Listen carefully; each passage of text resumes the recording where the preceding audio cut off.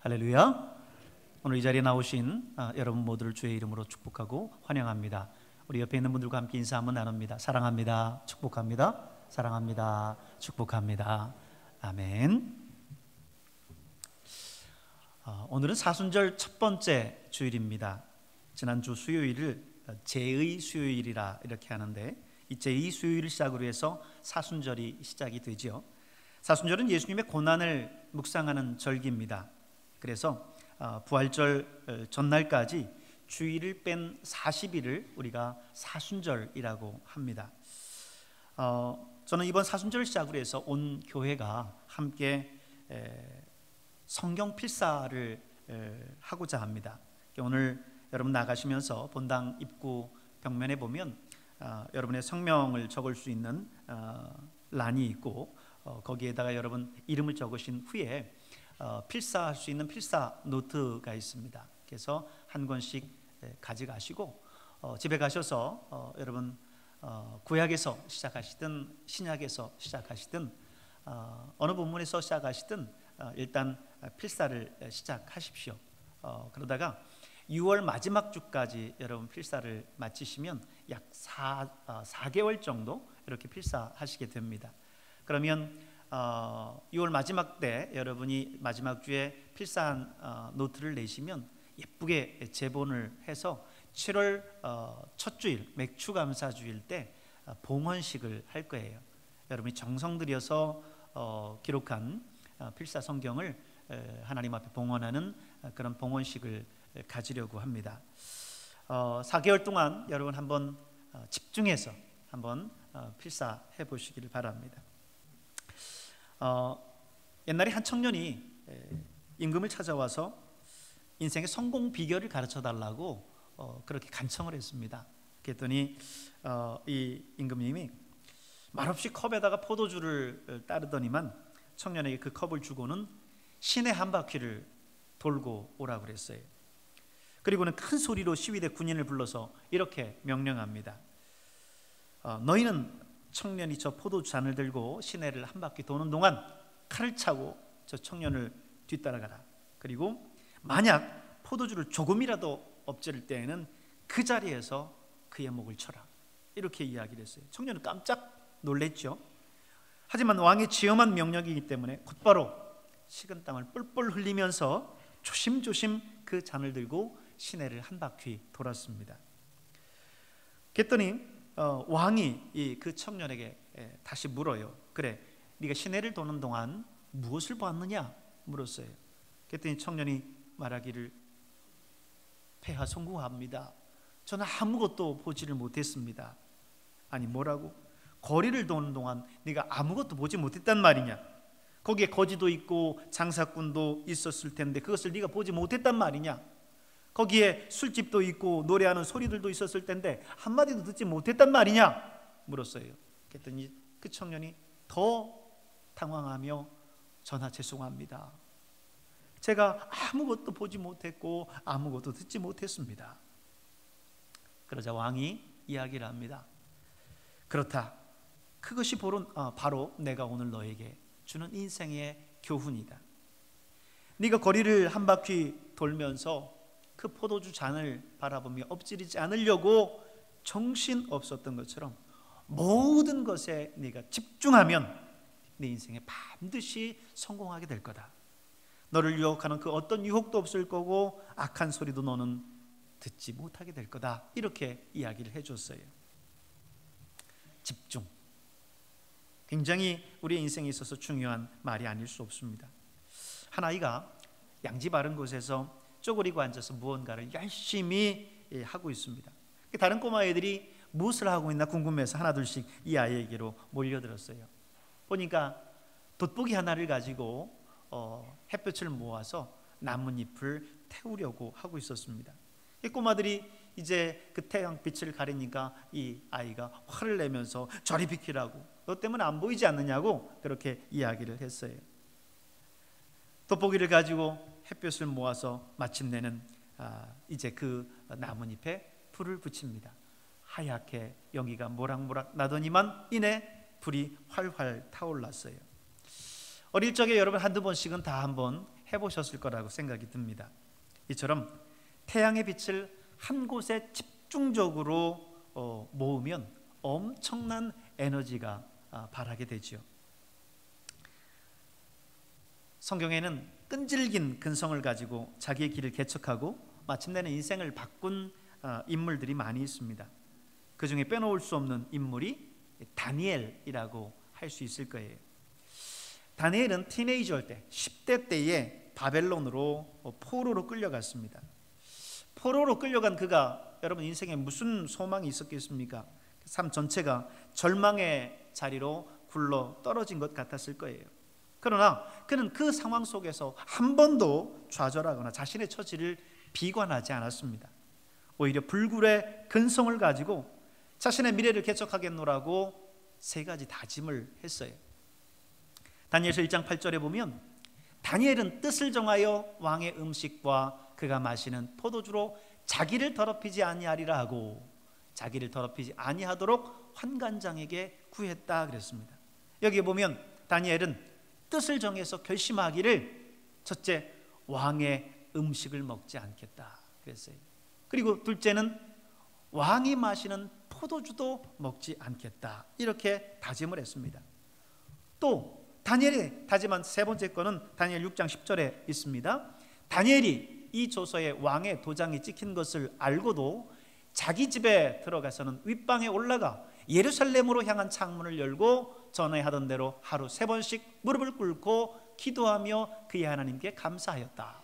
여러분 잘 아시는 내용이죠. 다니엘이 비록 바벨론에 끌려가 있었지만 하루 3번씩 꼬박꼬박 창문을 예루살렘 쪽으로 열고 하나님께 감사하면서 기도했다라고 하는 거예요. 다니엘의 이 3가지 결심입니다. 왕의 음식을 먹지 않겠다, 왕이 내리는 술을 먹지 않겠다, 그리고 하루 3번씩 꼭 예루살렘을 향하여서 기도하겠다라고 하는 굳은 다짐이었습니다. 다니엘은 이 3가지 다짐을 평생 지켰어요.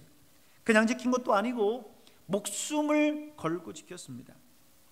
심지어 다니엘이 기도하는 이 기도를 통해서 그의 목숨이 위태로워졌음에도 불구하고 그는 하나님 앞에 끊임없이 그렇게 기도했어요.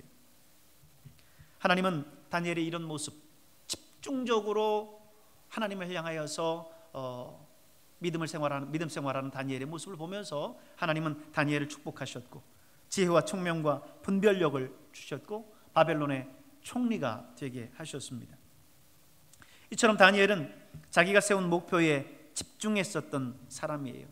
마치 돋보기로 태양의 그 빛을 한 곳으로 모으듯이 그렇게 자신의 인생의 목표에 평생토록 집중했었던 사람입니다. 여러분 오늘 이 모든 이야기는요, 우리 인생에 있어서 집중이라고 하는 것이 얼마나 중요한지를 말해주고 있습니다. 오늘 저는 이 집중의 위대함을 보여주는 또 다른 인물 하나를 우리가 읽은 본문 속에서 말씀을 드리려고 합니다. 그게 누구예요?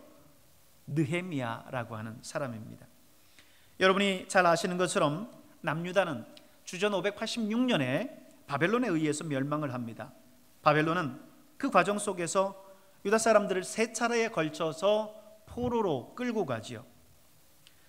주전 605년에 1차 바벨론 포로가 이루어지고요. 2차로는 BC 597년 그리고 3차 바벨론 포로는 BC 586년에 이루어집니다. 그것을 우리는 바벨론 포로 혹은 바벨론 유수라고 이야기를 해요. 그리고 나서 바벨론이 나중에 바사라고 하는 페르시아에 의해서 다시 멸망하게 됩니다. 그래서 이제 바벨론의 포로로 끌려갔었던 이스라엘 백성들이 다시 예루살렘으로 돌아오게 돼요. 그것을 바벨론 포로 귀환이라고 이야기하는데 이번에도 3번에 걸쳐서 포로 귀환이 이루어지는데 첫 번째는 BC 538년에 스룹바벨에 의해서 이루어지고 두 번째는 BC 458년 에스라에 의해서 그리고 세 번째는 BC 432년 오늘 느헤미야에 의해서 포로 귀환이 이루어집니다.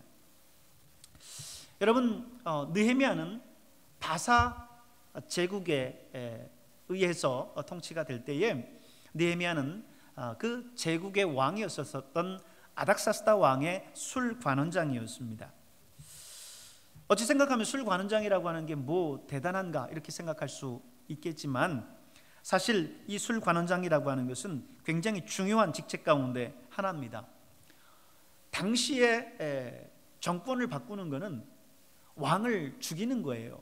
그래야 이 정권이 바뀝니다. 그렇기 때문에 어떻게 했느냐면 왕의 음식이나 왕의 술에 독을 탔어요. 독사를 하는 거죠. 그러기에 왕이 가장 신이 많은 사람을 이 술 관원장을 맡기는 거예요. 그런데 오늘 느헤미야가 이 왕의 술 관원장을 하고 있었다는 것은 당시 아닥사스다 왕에 의해서 굉장한 신임을 받고 있었다라고 하는 것을 이야기를 해주는 겁니다. 그런 신임 속에 행정과 그리고 정치에 미치는 이 영향력이, 이 술 관원장의 영향력이 대단했었어요. 그런데 어느 날 하난이라고 하는 사람이 유대에서부터 와서 예루살렘의 소식을 전해주는 거예요. 느헤미야에게 예루살렘의 소식을 전해주는데 예루살렘이 지금 말이 아니라는 거죠.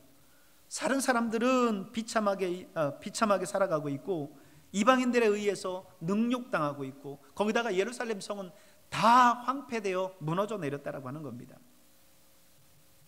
조국의 암울한 소식을 전해들은 이 느헤미야는 며칠 동안을 식음을 전폐하고 대성통곡을 합니다. 그리고는 왕에게 나아가서 수심이 가득한 얼굴로 술 시중을 들어요. 사실은 왕의 곁에서 술 시중 드는 사람은 자기의 속마음을 왕에게 비춰서는 안 됩니다. 왜요?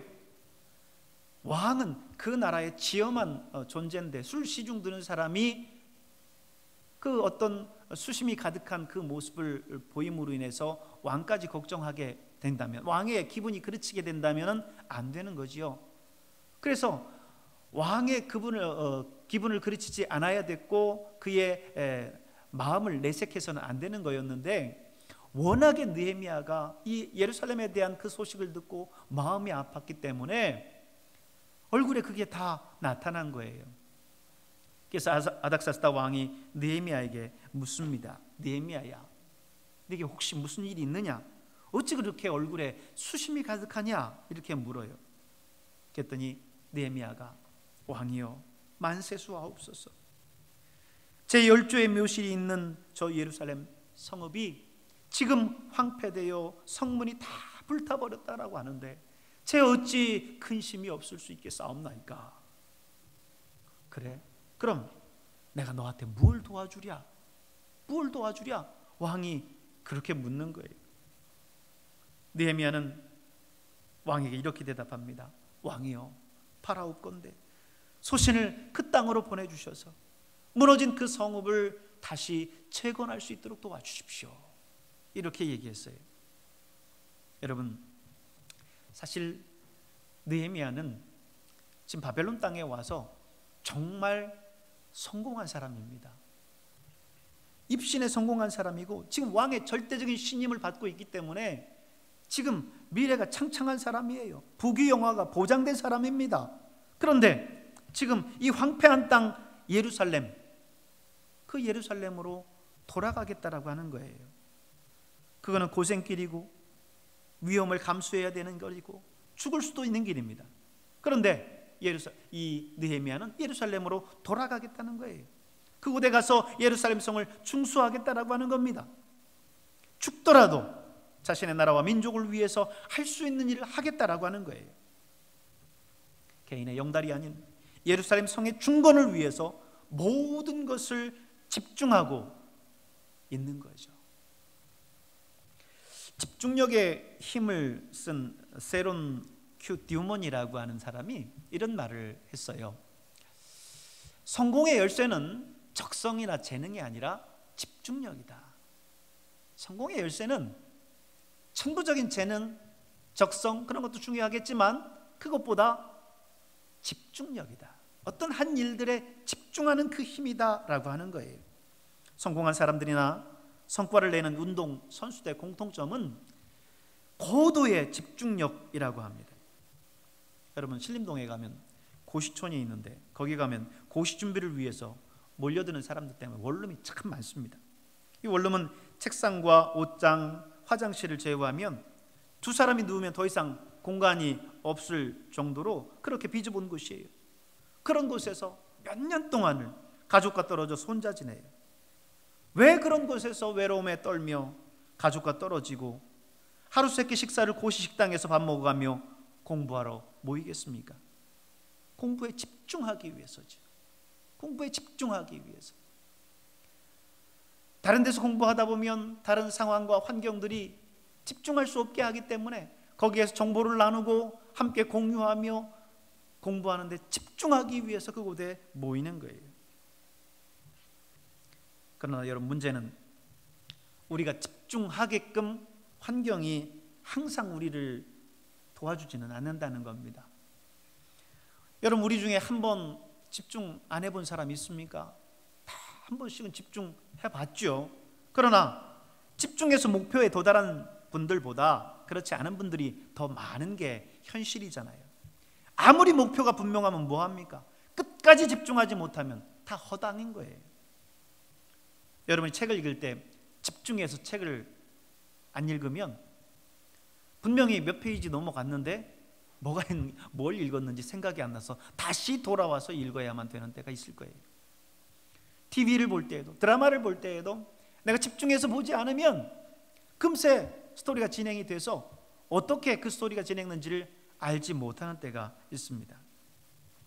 아무리 목표가 선해도 끝까지 집중해서 우리가 그 일들을 이뤄내지 않으면 의미가 없는 거예요. 느헤미야에게도 그의 목표를 방해하는 그런 세력들이 있었습니다. 그가 예루살렘에 도착했다라고 하는 그 소식을 들은 산발랏과 도비야가 느헤미야를 견제하는 거예요. 이 산발랏은 사마리아의 통치자고 도비야는 유대인의 방백입니다. 한 사람은 사마리아인의 지도자요, 한 사람은 유대인의 지도자인 거예요. 그런데 지금 느헤미야가 이제 총독으로 그 땅에 오니까 이제 느헤미야를 견제하기 시작한 겁니다. 그리고 서로 연합해서 느헤미야를 방해하는데 얼마나 집요하게 방해하는지 모릅니다.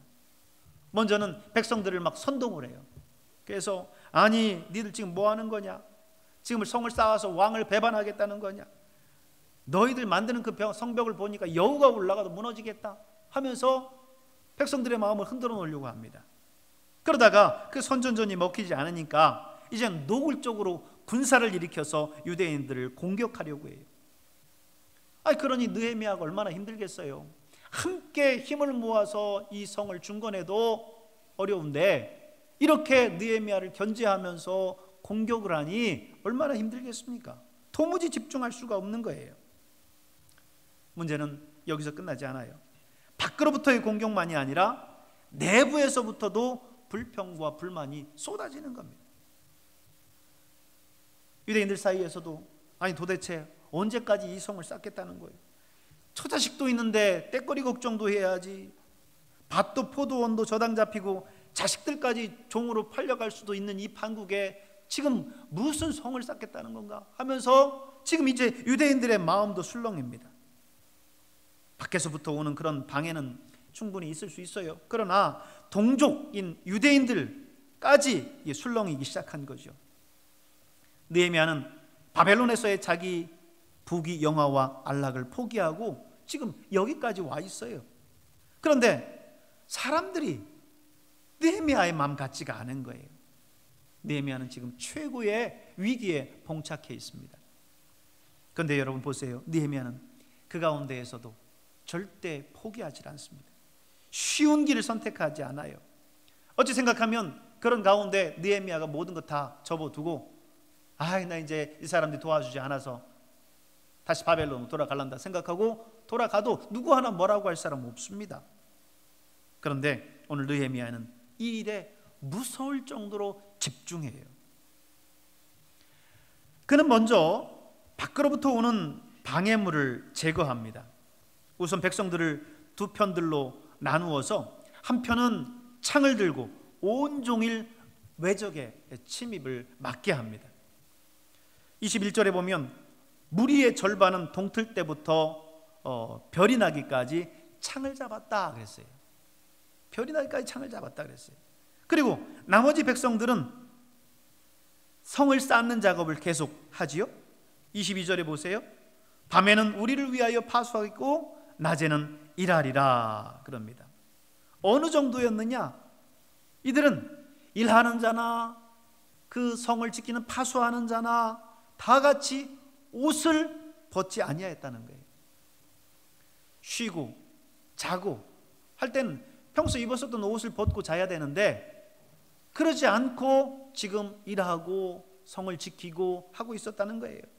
군대에서 여러분 비상이 떨어지면 완전 군장을 하고 자잖아요. 언제든지 일어나서 나가서 전투태세에 임할 수 있는 그런 복장을 하고 잡니다. 오늘 지금 유대인들이 지금 그랬다라고 하는 거예요. 옷을 갈아입지도 않았다는 거죠. 23절 마지막 절에 보면 심지어 물을 길러 갈 때에도 한 손에는 항상 무기를 들고 다녔다는 거예요. 물을 길러 갈 때에도 각각 병기를 잡았느니라 그러죠. 정말 이 일에 무서울 만큼 집중하고 있어요. 집중하고 있어요. 그리고는 이제는 내부의 불만을 해소시킵니다. 적극적으로 백성들을 만나서 그들을 설득해요. 그리고 백성의 지도자들을 만나서는 다른 백성들에게 구워준 돈의 이자를 받지 말아라. 그리고 저당 잡은 것이 있으면 다시 돌려줘라. 이렇게 명령을 합니다.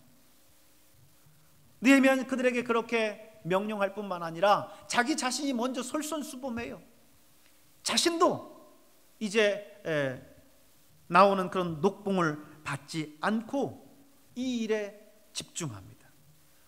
그저 말이 아닌 삶으로 함께 설득해 나갔던 거지요. 사랑하는 여러분, 우리가 느헤미야처럼 지금 성을 쌓아야 되는 건 아닙니다. 또 느헤미야처럼 목숨의 위협을 받고 있지도 않았습니다. 그러나 우리가 살아가는 삶은 본질적으로 다르지 않습니다. 비록 느헤미야의 상황과 우리의 상황은 다르지만 오늘 우리는 느헤미야를 통해서 우리가 얻는 교훈의 말씀이 있어요. 뭐냐면 첫 번째는 집중한다는 것은 버리는 것을 전제한다는 거예요. 집중한다는 것은 버리는 것을 전제한다는 거예요. 느헤미야는 바벨론의 그 화려함과 안락함을 포기하고 그 고생하면서 지금 예루살렘으로 돌아와서 수많은 사람들의 견제 속에 그리고 위험 속에서 그 일들을 해나가고 있습니다. 몇 년이건 며칠이건 목표한 것을 이룰 때까지 자신의 사적인 그런 생활들이나 취미 생활을 사실 버려야 이 일을 할 수 있는 거예요. 일전에 메뉴의 전설이라고 하는 축구선수 박지성과 그리고 발레리나 강수지의 발이 화제가 된 적이 있었어요. 여러분 사진에 볼 때 지금 왼편에 보이는 게 박지성 선수의 발이고요. 오른편에 보이는 게 지금 발레리나 강수지의 발입니다. 화려함의 이면 속에 박지성의 그 메뉴의 전설이라고 하는 그런 화려함의 이면 속에 정말 피나는 고생과 훈련이 있었던 거지요. 발레리나 강수지 정말 발레하는 그 모습을 보면 천사 같지 않아요? 그러나 그 이면에 보면 저렇게 정말 발톱이 빠지기도 하고 기형이 되어서 뒤틀리기도 하고 하는 그런 모습이라고 하는 거예요. 재능이 타고나기도 하지만 무엇보다도 자기의 사적인 그런 생활들을 포기하고 취미 생활들을 포기하고 그 일에 집중할 때 이런 목표들을 이룰 수 있는 겁니다. 집중이란 그런 거예요. 두 번째, 우리가 집중하는 것은 하나님이 기뻐하시는 것이어야만 된다는 겁니다. 우리가 집중하는 것이 하나님이 기뻐하시는 것이어야 된다는 거예요. 누구든 목표를 세우고 거기에 집중할 수 있습니다. 그러나 그 목표가 다 그런 가치 있는 목표가 아닐 수 있어요. 예를 들어서 도둑들이나 사기꾼들, 그들도 나름대로의 원대한 목표가 있습니다. 그러나 그것은 하나님이 기뻐하시지 않는 목표죠. 느헤미야는 자신의 개인의 영달을 위해서 지금 목표를 삼지 않았어요. 나라와 민족을 위해서, 하나님의 거룩한 성 그 예루살렘을 위해서 목표를 세웠습니다. 여러분, 오늘 우리가 집중하는 그 목표가 하나님 앞에 그 목표를 위해서 당당히 구할 수 있는 그런 목표가 되어야 되는 것입니다. 또한 세 번째는 집중이라고 하는 게 자동으로 되는 게 아니라는 거예요. 내가 좋아하는 것은 사실 누가 시키지 않아도 자동적으로 거기에 몰입하고 몰두하게 되지요. 인터넷 게임에 빠진 아이들이라든지 또 노름이나 카지노에 빠진 그런 어른들을 보면 몇 날 며칠 동안 먹지도 않고 거기에 몰입합니다. 이렇게 의미도 없는 일인데도 자기가 좋아하니까 거기에 몰두해요. 그런데 반대로 정말 의미 있는데 가치 있는 일인데 내가 좋아하지 않을 수도 있어요. 내키지 않을 수도 있습니다. 그만두고 싶고 도망치고 싶습니다. 여러분, 예수님을 보세요. 정말 인류의 죄를 대속하기 위해서 십자가를 지셔야 되는 그 일들이 너무나 가치 있고 소중한 일이지요. 그러나 그 고통과 그 고난을 생각을 하면 내키지 않지요. 예수님이 오죽하면 아버지, 내가 이 고난의 잔을 마셔야 되겠습니까? 이걸 마시지 않으면 안 되겠습니까? 이렇게 고민하면서 하나님 앞에 기도하지 않습니까? 옳은 일이니까, 의미 있는 일이니까, 가치 있는 일이니까 자동적으로 집중될 거다? 자동적으로 몰두할 수 있을 거다? 아니에요. 그런 일은 절대 없습니다. 이 집중이라고 하는 거 자동적으로 되지 않아요. 또한 마지막으로 어떤 집중도 반드시 방해하는 세력이 있다는 것을 우리는 깨달아야 됩니다. 먼저는 당장에 여러분 자신이 최대의 적이에요. 여러분의 나약한 의지가 최대의 방해물이 될 수 있습니다. 여러분의 친구, 직장 동료, 그들이 우리의 집중을 방해하는 적군이 될 수도 있어요. 즐겨보는 연속극이나 TV 혹은 여러분의 취미가 방해물이 될 수도 있습니다. 이 모든 방해물들과 적군들을 물리쳐셔야 돼요. 오직 하나님께만 집중하셔야 됩니다. 나머지 것들은 포기하고 내려놓고 몰두하고 집중하는 것, 그게 바로 집중이에요. 모든 것들 여러분 내려놓고 하나님을 우선순위에 두고 하나님께 집중하는 여러분 될 수 있길 바랍니다. 성공한 사람들은요, 가치 있는 일을 성취하기 위해서 자신의 모든 에너지를 집중했습니다. 우리가 하는 일에 집중해야 돼요. 그래야 일을 이룰 수 있습니다. 오늘 느헤미야를 통해서 우리가 볼 수 있는 것처럼 하나님께 집중하시고 하나님의 그 거룩한 일에 집중하시는 여러분 될 수 있길 바라요. 여러분, 우리는 사순절을 시작으로 해서 맥주 감사 주일까지 앞에서 말씀드렸듯이 집중적으로 성경 필사를 하려고 합니다. 세상에 이런저런 소리에 귀 기울이지 마시고 하나님의 말씀에 집중하는 그런 계기로 삼으시길 바라요. 이것을 통해서 하나님께, 그리고 여러분 자신에게, 또 여러분의 자녀들에게 여러분이 인정받는 그런 시간이 될 수 있길 바랍니다. 하나님께 집중하는 여러분의 모습을 보여드리는 그런 계기가 될 수 있기를 바라요. 물론 이 일들을 함에 있어서도 여러 가지 방해물이 있을 거예요. 여러분이 좋아하는 일들, 여러분이 평소 즐기는 것들 때문에 이 일들이 방해가 될 수도 있을 겁니다. 어디 마실도 많이 가야 되고 놀러도 가셔야 되고 TV도 보셔야 되고 이 모든 일들이 어쩌면 이것에 방해가 될 수 있을 거예요. 하지만 여러분, 이 4개월 동안 한번 집중해 보세요. 집중해서 한번 써보세요. 성경 전체를 우리가 필사할 수는 없지만 그 짧은 기간 동안 구약 성경이라도 신약 성경이라도 아니면 창세기에서 신명기 모세오경이라도 마태복음에서 요한복음까지 사복음서라도 한번 도전해 보는 거예요. 그래서 하나님의 말씀에 집중해 보는 것입니다. 여러분, 그렇다고 한다면 아마 여러분이 이 사순절을 시작으로 해서 결단한 이 결단이 정말 하나님 앞에서 의미 있는 그런 값진 결단이 되리라고 믿습니다. 여러분의 결단 속에 하나님께서 함께해 줄 줄로 믿습니다. 기도하겠습니다.